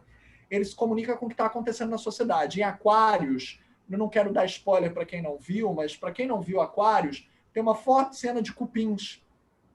E aí a personagem ela vai levar o cupim a quem trouxe o cupim a ela. Isso. Eu já tive um câncer. Eu nunca mais vou ter um câncer. Eu prefiro dar um câncer do que ter um outro câncer. E ela joga o cupim em quem deu para ela. E isso foi num momento do impeachment, em que nós tivemos um golpe, em que houve independente de partidos políticos, independente de quem concorde, quem discorde de movimentações políticas, o próprio Michel Temer, no Roda Viva, chegou a nomear o impeachment de golpe. Então, desde que o próprio nomeou dessa forma, eu não me dobro mais a língua em apenas respeitar a vontade do senhor, o senhor Temer. Então, já que ele chamou o impeachment de golpe, existiram cupins ali, independente de fazer algo que alguns achem que tenha sido justo ou que tenha sido injusto, a gente sabe que havia vontades sob essas camadas que levaram a outros extremos, como a gente viu na demora da vacina, no não atendimento da pandemia e etc., que desembocaram no que a gente vê hoje. Isso tudo também naquela época era simbolizado pelo trumpismo. Os americanos amaram o filme, é meio surpreendente, né? O americano amou ser assassinado ali no filme? Não. Porque o americano democrático entendeu que aquilo não era uma crítica aos americanos, era uma crítica ao americano trumpista. A um tipo de ideologia que estava em consonância, inclusive, com alguns cupins que estavam começando a se infiltrar nos próprios governos brasileiros. Então, será que aí... Será que aí, sacada, só um minutinho, hein, Felipe? Será que aí nesse momento não tem uma coincidência com Laranja Mecânica? Porque tinha uma objetificação das pessoas no Laranja Mecânica, me lembrei agora, assim, era uma coisa, as pessoas eram meio que alienadas, assim, né? Aquela coisa de agir e falar, e esse filme Laranja Mecânica também denuncia essa objetificação do ser humano, essa não subjetividade, essa não reflexão. E, assim, é como se você fosse um motor, assim, uma coisa meio caricata, né? O ser humano é colocado como quase uma caricatura. Será que nós... Eu fiquei pensando agora, você falando, se isso também não tem a ver com isso que você acabou de falar, assim. Por isso que essa identidade dos americanos democratas com o filme, porque denuncia esses trampistas, assim como os bolsominions, desculpa se tiver algum aí, assim, numa situação robotizada, né? Assim, alienados, né? Se não é essa, assim, não discordo da colocação, da crítica como um todo, mas só volto a dizer que eu acho que difere na intenção. Eu amo Laranja Mecânica, mas o Alex Delarge, né, o protagonista interpretado pelo McDowell, tá aqui, ele representa uma anarquia total, né? Existia uma opressão do sistema, mas ele representa a soltura total das amarras. Eu não acho que Bacurau represente uma anarquia total. Eu acho que eles tinham um sistema e esse sistema vai ser afrontado. Mas eu concordo na crítica maior que o filme faz contra uma lobotomia estatal. Existe uma lobotomia, no fim a lobotomia ganha, porque lobotomiza o Alex Delarge, mas lobotomiza o personagem do Malcolm McDowell, mas Bacurau não. Bacurau a lobotomia não ganha. Se deixasse, ganhava. Se deixasse, ganhava. Tanto que no fim eles fazem ali uma ameaça. Vai voltar e vai voltar pior. A gente não sabe qual é o futuro. Eu até pergunto, Dani, qual é o futuro? O que você acha? Ótimo. Eles voltam? A gente precisa saber quem é a voz de comando por trás deles, né? Também acho. Uma coisa que eu acho assim, super interessante nesse filme é essa coisa que eles criaram de que... Dalina, você está sem som. Eu estou sem som? E agora? Eu estava ouvindo. Agora sim. Estou ouvindo. Eu também estava ouvindo. Estava ouvindo, sim. Desculpa, então foi delay aqui, desculpa. Eu também estava baixinho, estava baixinho. Então, assim, o filme se passa daqui a alguns anos. Há uma coisa de um futuro nisso, né? Bacurau está daqui a alguns anos. Essa história que nós estamos vendo hoje vai acontecer daqui a alguns anos. Eu confesso que isso até me assusta um pouco, né? Com tudo que a gente está vendo ali, eu não sei, mas acho que tem uma coisa assim que os diretores quiseram passar, né? Sim. Fala um pouquinho, Filipe, assim, né? Só voltando aqui, né? Eu estou vendo aqui nos comentários que falaram... eu já tinha mencionado o museu, mas é verdade, a escola também é muito importante, né? Então é bem legal que o museu e a escola sejam o direito de legítima defesa no final, é de onde vem a resistência. Muito bem colocado aqui pela Daisy. E a Carla acrescenta, até a igreja abandonada vira um depósito, muito bem colocado. O Requiem para Matraga... Lembrando que Bacurau foi visionário com a questão das vacinas, interessante pensar dessa forma. A imagem do cupim é muito boa, corrói por dentro silenciosamente como um câncer. Só estou lendo aqui os comentários.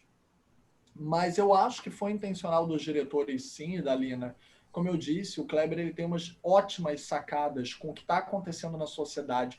E por isso eu acho que os filmes dele andam sendo tão bem acolhidos, né? Porque ele vê o que está acontecendo, ele faz uma metáfora que gera uma catarse coletiva. Catarse curativa. Por isso os filmes dele costumam causar frisson. Eu acho que em Aquários, então, e Bacurau, ele conseguiu um golpe de mestre. Ele conseguiu o frisson na hora certa, da forma certa, com a motivação certa na sociedade. Isso, e no máximo, nos máximos, eu também botaria aí também o Que Horas Ela Volta, da Ana Mui Laerte. Que fala também sobre um momento específico da sociedade, conseguiu dialogar com todo um grito sufocado que estava acontecendo, né? Quantas Jéssicas a gente não conhece? Quantas pessoas da família não puderam, por exemplo, ter a educação completa, o estudo superior? Por exemplo, né? Dani, se eu puder colocar isso, se você me permitir, mas a Dani também é professora, gente, lembrando, né? Além da carreira de atriz, de diretora, ela também é professora. E até mesmo para poder reentrar essa homenagem do Kleber à escola, ao museu, essa questão de voltar à sociedade, dar de volta à sociedade às vezes não quer que a gente dê, não. Às vezes a sociedade resiste, a sociedade não entende, a sociedade compreende mal. Então, às vezes, a gente tem que lutar até pelo nosso direito básico de dar em retorno para a sociedade. Então, por exemplo, eu, assim como a personagem da Dani, o fato do Kleber ter procurado pessoas que têm uma vivência muito grande, como a Lia de Itamaracá, que eu falei, a Dani vai saber, eu até pergunto como é que foi conhecer a Lia de perto, né? Porque, nossa, essa entidade. E eu acho que o Kleber ele acerta não só no projeto, mas como nas identidades com quem ele trabalha. Não é à toa que ele chamou a Dani, não é à toa que ele chamou a Luciana, de um bando de teatro Olodum, não é à toa que ele chamou a Lia de Itamaracá. Cada identidade vem com uma bagagem, uma aura, acho que seria a palavra certa, né, para usar mais uma vez o Benjamin. Eu juro que eu não quero ficar citando o Benjamin, gente, mas ele fica me voltando aqui para me pegar. Essa aura que é trazida junto. Então não tem como o projeto não ter essa força. Dani, me diga. Primeiro que estar no mesmo lugar que Dona Lia de Itamaracá era de fato estar diante de um ser extrasensorial, porque Dona Lia existia no meu imaginário, mesmo eu sendo nordestina, morando a alguns quilômetros de Recife, de Itamaracá, mas a Dona Lia, a doutora Lia, que agora é doutora honoris causa, né? Ela era um ser fantástico, assim, da minha imaginação. Então, quando eu estive com ela no set, foi o primeiro lugar onde nós nos encontramos mesmo, questão de transporte, logística de transporte, então, na nossa primeira diária de gravação, eu encontrei com ela já no set, e a única coisa que eu tive o descaramento de fazer foi chegar para ela, apertar a mão, me curvar e pedir a bênção.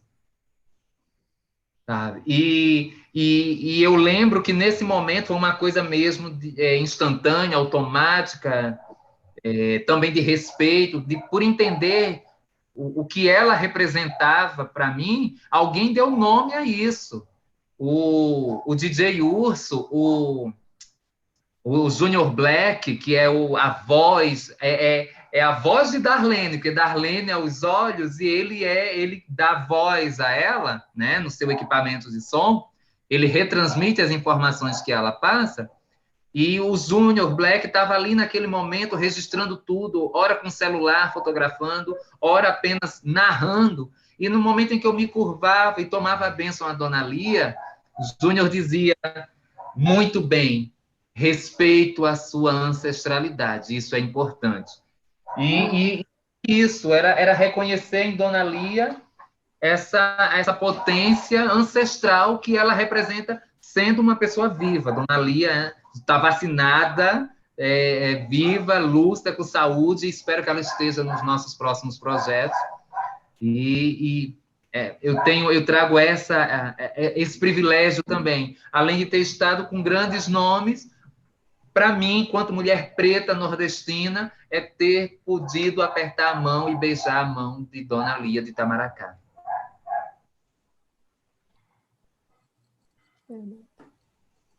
Ida?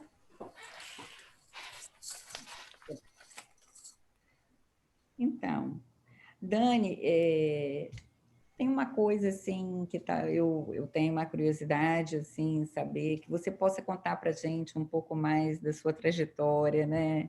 Como é que foi para você se tornar, né, trans? Você pode falar um pouco disso para a gente, assim?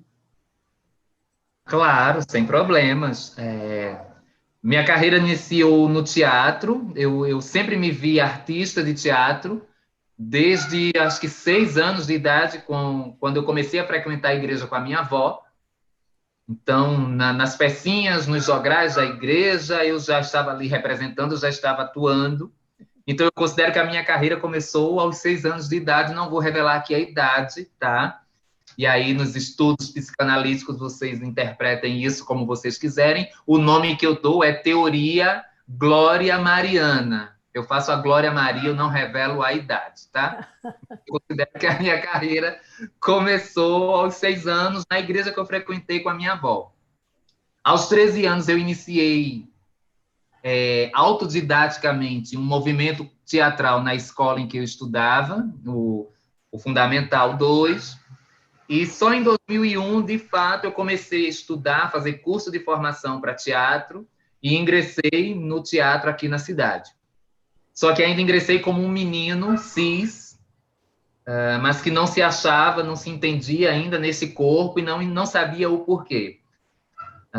2004, houve um intervalo aí nos grupos em que eu participava, e em 2008 eu fui convidada a retornar a um grupo que eu havia ajudado a fundar, que é o Coletivo Cara Dupla de Teatro, e a direção do coletivo me convidou a voltar aos palcos, só que aí já encontraram Dani, uma mulher trans, uma mulher travesti, e eu fiquei com esse receio de dizer, mas será que não vai ter problema? Porque eu trazia para mim um problema que nem era meu, né? O medo do preconceito, o medo da rejeição, o medo de me achar incapaz de estar nesses espaços cênicos, no teatro, na praça, na rua. E isso meio que me deixou com receio de, será que eu devo? Como é que a galera vai me receber? E houve uma certa rejeição, como eu já falei aqui, um pequeno grupo que queriam até me boicotar em alguns trabalhos, chegaram para o diretor do meu coletivo e disseram, mas a personagem que a Dani faz, eu posso fazer muito melhor, sabe? Tem uma travesti, isso pode gerar algum comentário. E o diretor chegou para mim e disse, você está aqui porque você é boa e nós queremos você. Então, de 2008 para cá, eu retomei a minha carreira no teatro. Em 2016, pintou a primeira oportunidade de fazer um teste para um curta-metragem aqui na cidade, o curta-metragem Osana nas Alturas, que traz essa temática de religiosidade, transexualidade, esse conflito que existe entre as religiões que se dizem cristãs e pregam amor, mas não aceitam nos seus núcleos as pessoas transexuais e demonizam esses seres. Então, em 2016, eu fiz esse primeiro teste e eu consegui uma coisa incrível. Eu não consegui a personagem protagonista, mas Dani chegou com uma aura, eu acho que tinha uma aura me envolvendo nesse teste, que o roteiro foi completamente modificado e uma personagem foi criada para que eu desse vida a essa personagem, e eu considero isso até um presente melhor do que ter ganho a protagonista. Então, a minha carreira no audiovisual, ela se inicia a partir de 2016, e aí sucederam-se alguns trabalhos, e aí a carreira veio oscilando entre apresentações no teatro, né? Teatro tradicional, palco italiano, teatro de rua, e trabalhos dentro do processo audiovisual. Em 2020, numa ideia criada, pensada por André da Costa Pinto, um jornalista e produtor cultural, diretor, roteirista, ele pensou um curso de formação audiovisual para pessoas transgêneros, porque ele viu a necessidade de essas pessoas ocuparem esse mercado de trabalho de uma forma mesmo prática, contundente. Então, ele criou o curso Audiotransvisual, que era um curso de formação para pessoas transgênero, exclusivo para pessoas transgêneros, mesmo ele sendo um homem cis. Mas ele trouxe informação, ele trouxe formação, ele mostrou para a gente como é que se escreve um roteiro de ficção, um roteiro para documentário, o que é a direção de fotografia, o que é a direção de arte, o que é o figurino, o que é a maquiagem, o que é a montagem, a edição, a finalização. Foram alguns meses de curso, e onde nós vimos muito desse ambiente, desse universo audiovisual. Desse curso, inicialmente com 33 alunos e alunas transgênero, finalizamos 20, e desses 20 surgiram 17 trabalhos envolvendo roteiro de ficção, documentário e videoarte. E esses trabalhos, esses 17 trabalhos que nós roteirizamos, nós, pessoas trans, nós roteirizamos, nós dirigimos, nós produzimos, que foi uma exigência do curso, esse trabalho tornou-se, com o apoio da Mídia Ninja, um festival, e foi o primeiro festival áudio-transvisual realizado no Brasil, ocorreu em setembro do ano passado, e os nossos trabalhos foram exibidos. E a partir desse momento, dessa realização desses projetos, podemos nos dar o status de cineastas, de roteiristas, diretores e diretoras. E nasceu o meu primeiro trabalho, que foi o Café com Rebu, que estará agora no próximo Digo Festival, que é um festival que rola, me corrija o Filipe, acho que é em Goiânia, né? É Goiânia? Filipe está sem som. Filipe está sem som, enfim. Ele retoma e ele me corrige se eu errar. E assim, Café com Rebu é meu primeiro trabalho, é meu trabalho de estreia como roteirista, como diretora. E agora eu vou entrar em processo de finalização, de edição e finalização do meu segundo curta-metragem, que foi realizado agora, foi gravado agora no mês de março, com apoio, financiamento da Lei Aldir Blanc. E é meu segundo trabalho, e nesse eu sou apenas roteirista e diretora, mas aí eu tive a felicidade de ter aqui na cidade, no meu estado, na Paraíba, a primeira equipe de cinema afrocentrada, uma equipe majoritariamente preta. Tive também a presença de pessoas transgêneros e não binárias na equipe, porque também era um set de formação para essas pessoas. E o meu majoritariamente preto. As pessoas não pretas desse elenco, eu costumo brincar com eles dizendo que nós invertemos o sistema de cotas. Então, uma equipe preta, num elenco preto, nós tivemos aí 3, 4 pessoas não pretas. Não vou dizer branco, porque de repente tem um avô, tem um ancestral, mas no elenco eu tive a graça, a honra, a felicidade, a alegria de ter a Suzy Lopes fazendo uma participação no meu filme. Suzy Lopes é a dona do bar que os forasteiros entram e perguntam qual é o quê. E também tenho no elenco o ator Buda Lira, que é o Cláudio de Bacurau, que é o que morre na estrada, metralhado, junto com a Nelinha, que é a personagem da Fabiola Liper, aquela que vai rezando, chagas abertas, coração aflito, sangue do nosso Senhor Jesus, amado entre nós e o perigo. Então, o Buda Lira e a Suzy Lopes, eles integram o meu elenco nesse segundo trabalho. Nós vamos montar, finalizar e esperamos estrear em algum momento de 2022. Minha trajetória é isso, começa aos 6 anos de idade e vai até agora, e eu espero que ela siga por muito mais tempo, porque eu quero produzir mais, eu quero fazer mais filmes, eu quero fazer Bacurau 2, ou fazer Bacurau a série, ou fazer qualquer outra coisa, né? Então, isso é uma síntese da minha vida enquanto pessoa preta, trans e artista. Dalina? Oi. A gente tem uma pergunta aqui da Márcia Marques. Sim. Ela escreveu aqui no chat. Vou trazer. A Márcia quer falar, Márcia? Se não... Bom, só, Dani, parabéns aí pela essa linda trajetória. Tá? Obrigada por compartilhar aqui conosco. Sim, fantástico. Está sendo assim. Os dois estão dando uma aula, né, Dalina, para gente? Sim. De cinema. Bom, a Márcia. A gente não está com muito tempo mais, né, gente? A gente tem que entregar a sala aqui para o próximo evento às 5 minutinhos antes, e nós temos 20 minutos. Então, nós temos a pergunta da Márcia Marques, vou dirigir aos nossos 2 convidados. Ela fala assim: e o prefeito? O que significa a presença dele? Corrupção, pacto com os estrangeiros ou tentativa de extermínio? Ou seja, necropolítica, né? Traduzindo para um termo aí atual. O que vocês acham, Filipe e Dani? Vou deixar para o Filipe responder essa, tá? Tá. Dani, eu linkei o festival aqui no chat, era isso que eu ia dizer. Eu tinha dito que você estava certa, é Goiás mesmo, Goiânia. Eu só estava colocando ali, tá? O prefeito, gente, ele é o típico intermediador, né? Não só ele, os próprios sulistas, né? Nós temos vários personagens que nós temos na própria colonização brasileira diferentes camadas de formação identitária.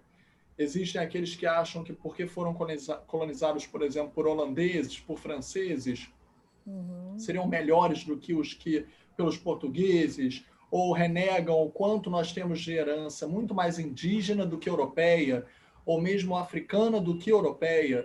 E a gente ainda tem uma visão muito eurocêntrica do que nós temos. Quando a maior parte, de fato, até mesmo, gente, é até polêmico citar Gilberto Freire, mas quem diria, né?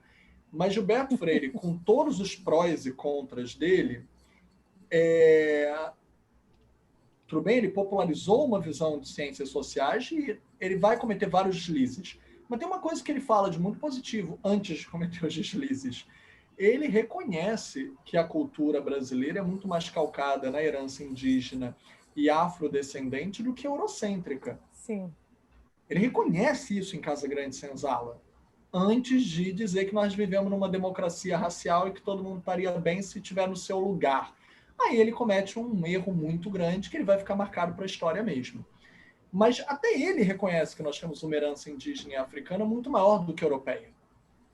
O que nós temos em Bacurau são pessoas nesses diferentes níveis de opressão dessa visão identitária, colonizada que nós temos até hoje. Eu te digo quem é esse prefeito. Esse prefeito ele quer lucrar, isso é evidente. Ele vai estar onde o dinheiro estiver. Se a cidade achasse uma mina de ouro ou um campo de petróleo, tenho certeza de que ele seria o primeiro a vestir a camisa de Bacurau e dizer: eu sou gente como vocês, eu sou de Bacurau. Tirando isso, ele não teria nenhum interesse em defender a cidade. Enquanto ele estiver embolsando por alguma coisa, ele é um típico oportunista. Diferente do pessoal do Sul, que queria provar algo, queria provar que era menos brasileiro, menos mestiço, menos isso ou aquilo, alguma coisa a mais que desse um valor nato a eles, um privilégio, mantivesse os privilégios deles, o prefeito é um oportunista. Nesse sentido, a intenção dele é bem diferente da do Sul. Ele não está reclamando da identidade dele nem nada, ele só quer dinheiro, ponto. Se a cidade disser que ele vai dar dinheiro a ele, tudo bem, mas uma coisa interessante, claro, existe limite, né, para esse dinheiro, e eu gosto do destino dele, né? O destino dele é excelente. Ele não é morto, muito pelo contrário, ele é humilhado pela própria humilhação que ele gerava, que ele causava.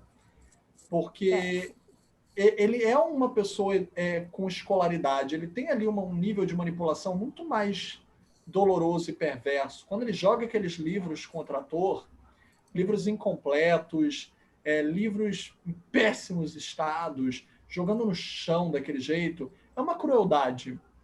Ele tem ali um poder de negociação que ele não usa. Ele é um negociador nessas diferentes camadas. Mas o caso dele é mais capitalista do que identitário.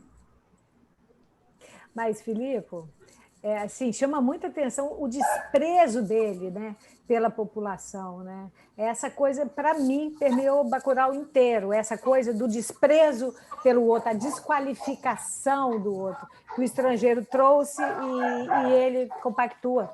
Também, olha, assim, só uma coisa, Daisy, só uma Sim. coisa rápida, mas alguns filmes a gente, às vezes, antigamente olhava, né, e dizia: isso é impossível de acontecer, nossa, é muito surrealista, esses roteiristas estão loucos. Aí a gente ouve o governo da República dizer: o que são 300 mil mortos? O que são 400 mil mortos? Todo mundo morre um dia. E aí a gente pensa: nossa, o roteiro pegou até leve. Isso. Eu pergunto, na verdade, para a Dani. Dani, como é que ela tem que conviver, principalmente com os vilões? Eu sempre tenho essa curiosidade, né? Como é que era o set quando não filmava, né? Aquelas pessoas perversas, hediondas às vezes. Eu sei que vários dos que falavam inglês falavam em português, nem todos. O do Kia não falava muito mesmo, mas eu sei que vários falavam. Como é que era isso? Gente, lembrando aqui do Dias Gomes, né, que escreveu Bem Amado. Há muito tempo atrás. E esse filme foi concebido também há mais de 10 anos atrás, né, o Bacurau? Mas olha, o Bem Amado, que estreou agora na Globoplay, está fazendo o maior sucesso de audiência retrô, né? Atualíssimo. Então, primeiro que uma coisa que... Filipe, você sabe qual era o outro final possível para o prefeito? Acho que não. Ah, depois eu conto. A convivência lá com a galera, eu não sei, é uma coisa que ainda hoje eu me questiono, porque essa coisa da língua, do idioma, a barreira da língua, ela às vezes é uma barreira muito difícil de transpor. Então, o meu contato com o Udo foi um contato muito... Foi o mínimo, foi o mínimo. Porque eu ainda tinha aquela coisa da tiete, aquela coisa de... Cara, é o que está no clipe da Madonna. Então, eu não me aproximava muito para eu não cometer essas gafes que eu não condeno em quem gosta de tietar alguém. Mas, assim, cara, vai que eu chegue com esse meu espírito de tiete e eu incomode a pessoa. Então, eu não queria causar nenhum incômodo, né? Mas o Udo, muito acessível, muito simpático, muito aberto. Não houve essa coisa do exclusivismo, do estrelismo. Nós ficamos no mesmo hotel, a gente comia no mesmo lugar. O Udo, a cidade pequena não tinha, assim, por exemplo, um restaurante, uma coisa mais sofisticada, e o Udo, numa oportunidade, convidou a Sônia para jantar.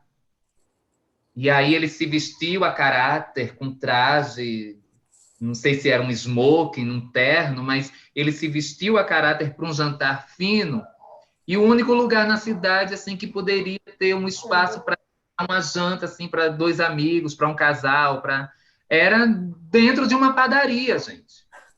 E era o lugar onde a gente ia toda noite tomar sopa, porque tinha uma sopa que eu nunca vi aquilo. E a gente tomava apenas a sopa às 6, 7 da noite, e às 10 nós íamos dormir completamente saciados.